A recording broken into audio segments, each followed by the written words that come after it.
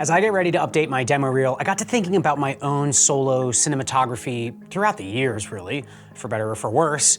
Now, I'm not a professional for hire DP only. I'm just someone that does it and loves it, but there are levels to the game, and I think some, probably many of those levels are far more difficult to achieve without a crew, production design, etc. and so on. But I've seen a lot of talented filmmakers and DPs do great work with a skeleton crew, or no crew for that matter. And for many of us running smaller operations and lower budget projects, that's just the reality we're faced with. And I think there's a lot of resourceful ways to do a lot with a little and get beautiful imagery, hopefully in service to the story. All that said, let's look at let's look at 4 easy ways to practice cinematography by yourself. Practice with a friend. I know, I said do it by yourself, so that's actually the first caveat, the first contradiction. Let's get that out of the way now. But if you are shooting a friend or they are shooting you, I think that 100% counts as practicing cinematography by yourself, because there's no grip, no PAs, no actual crew, it's just you and someone else. Some of my favorite shots are from a light, mobile, DIY crew of 2 people just making it up as we go. Now, some of them were fully scripted, shot listed, almost storyboarded out beforehand. As a bonus, it's also a good way to kind of cross over into directing territory too, with almost no pressure. But let's look at those examples. For our short film, Elgin Park, we had some stuff that we fully, production designed, or at least tried to, like the opening of the movie with our main character answering the phone in front of his model town. You can see the Tim Burton Beetlejuice influence from our childhood. And yes, this shot might even be a little flat overall, but at least I got one thing right, accidentally, which was to light spaces, not faces. Or light spaces first. Anyways, for some of our other shots in that short film, we couldn't production design it at all, but we had a location in mind, crossed our fingers we didn't get kicked out, and just shot it. Similar to that is some concept trailer footage I shot with my brother for our, hopefully, next short film. I used the basement of the gym I manage, and I had a rough idea of what I wanted, lit it simply, and we knocked out 4 shots, focusing almost entirely on that cinematography aspect, since the story isn't completely finished yet. Now, on the other hand, I shot a commercial branded short ad for a camera bag company with my friend. It was outdoors at a state park using only natural light. More on that later. I think that video turned out great though, and again, it was just a crew of 2. For that project though, and this is where I think you can kind of compensate for lack of crew with ample pre-production, I had an extensive shot list and vision for everything. And having that filled the gaps from not having a crew lighting multiple days to shoot. So for this sequence, in my opinion, the best frame of the entire project, this was only a slight deviation from the shot list. I think in the shot list, I wanted to be laying down on this little, rocky dirt beach. But when we, my buddy Vinny and I, saw the fallen tree overhanging the creek and how that could give us the split frame and that reflection, it was literally serendipitous. The point is, whether you have a dedicated space or using a public space, can or can't production design it, there's a certain charm, a kind of freedom in just you and someone else shooting something and looking for the best angles, compositions, experimenting, tweaking, etc. and so on. I'd love to throw some shots of my most recent short film in there, but for that one, even though there were only 2 of us physically DPing and shooting it, we did have 2 PAs, a BTS shooter, and a bit of a crew. So I think that one kind of falls outside the realm of solo cinematography.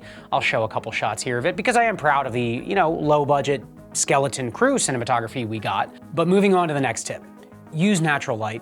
So if you're practicing cinematography by yourself, it's fun to set up your lights and experiment.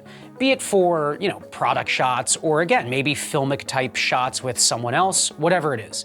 But the limitation of having no lighting, just getting outside and shooting and working with the light from the sun, or even like the street lights or whatever you have, it's a great way to practice as well.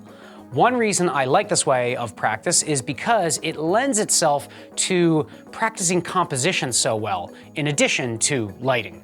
You don't have to light spaces, you don't have to light faces. I mean, you have to position them and compose them, but you just have to think about the basics. So, the angle of natural light and how you want to, again, compose your subject or landscape or whatever it is. I already mentioned the camera bag shoot we did at the state park using natural light. There's a couple other shots in there where I specifically went out to get, sunrise mist shots over our local reservoir. Or we used a budget anamorphic lens for some flares and visual variety. Now, in terms of naturally occurring practical lighting out in the world, here's an example of a shot I wanted to use for that short baseball film I mentioned, but time was against us that day, so I pivoted since I was married to this shot idea anyways. Pretty straightforward, and even though I had Pavo tubes with me and I was gonna punch some back or split lighting into it, we arrived at this train station about 3 minutes before the express train came. The solution? Stand under the lamppost. That's it. I mean, that little kiss off the diver's helmet and that light hitting the train itself was just enough to separate the subject from the background. Could this be done better? Sure. Will I shoot this again for this project or for another one and light it? Maybe. But this ended up being a solely demo reel shot for now. But yeah, practicals out in the world, the natural light of the sun, all good ways to, lean into the limitations and get your reps and cinematography practice in. Use unpredictable variables. This one sort of dovetails and goes hand in hand with the last one, using natural light. To take it one step further, using these unpredictable variables, I'm sure there's a ton, but two of mine that I constantly use are wildlife and landscapes. I've said it before and I'll say it again. If you think you're a good photographer or cinematographer, filmmaker, whatever, go out in the woods and get me a banger of a songbird or a raptor shot. It's quite literally one of the hardest modalities of capturing anything with a camera that exists, in my humble opinion. I'm telling you, unpredictable is putting it lightly. Chaotic might be more apropos. Yes, there's migratory patterns and things that wildlife adhere to, sure, but capturing a great shot of, again, for example, a raptor means you have to know their behavior, get out a lot, get out at the right time of day, get lucky, get good lighting, and put a lot of hours in, and most times you don't get anything. But I digress. As mentioned, you're at the mercy of the behavior of this unpredictable thing, the animal, so all you have in your cinematography tool belt is subject, lighting, and composition. Maybe action if they do something good, but all you have. I mean, you get the point. And I'm not saying that any of my wildlife shots are Nat Geo worthy, but I know that putting that time in and thinking about those aforementioned things helps me become a better cinematographer and DP. And the same is true with landscapes. The moodier, the better. If you're out in the world, if you have visual interest in clouds or atmosphere or rain, use it. And the best way I find both of these things useful is to think about them like establishing shots for a film. How can I illustrate the set and setting of a world, whether it be, a small town or a sweeping landscape? That's where cinematography, again, all natural lighting, landscape, and even wildlife cinematography by yourself can be in service to the story. More on this in service to the story later. So my last tip is to use, yes, I'm gonna say it, some piece of gear to practice cinematography. In this case specifically, I'm talking about my car mount. Now, I won't say low budget car mount or low budget gear because you get what you pay for, and for this example, even though I got this from a friend for free, I would not advise using this car mount. It's kind of a cheapy made, less than $200 piece of crap, but it worked. It did its job the handful of times I used it, but at this point, I'm skeptical about using it anymore. The screws are starting to strip and the bungee cord hooks broke, and I'm just overall not confident in mounting it, or mounting thousands of dollars on it and then driving around at 40 miles per hour. All that said, I love these shots I got with it. I mean, they're very simple. Good colors, good light, good symmetry. I mean, good composition even, you know, a nice cross cut with the side mounted wheel shot, and that, at the very least, I mean, it's something, you know, I wanna try it more and I could use it. I could use it in I hate to use this word, but cinematic sequence, albeit with a more reliable, better made car mount in the future, hopefully.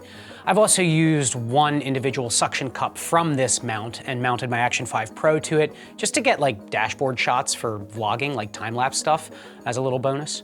But I've got 1,000 ideas for car mount shots I wanna try, and assuming you can get something you're comfortable with and reliable, and that will keep your camera secure, these are a fun tool and unique enough piece of equipment to practice solo cinematography with. Just like put it somewhere interesting and drive around and just have fun with it. The little experience I have with creating DIY, low budget, short films has led me to finally understand a simple concept, that your cinematography should be in service of the story or to the story. So for example, we talked about these shots from our short film Elgin Park. The idea here is that this recluse, you know, this hermit, our character, has created this little world that he is God over. You know, it all has this very close, claustrophobic feeling to it. Even the crawl space, super claustrophobic. So the simple lighting and medium tight compositions we used for these shots lent themselves to our character and his story.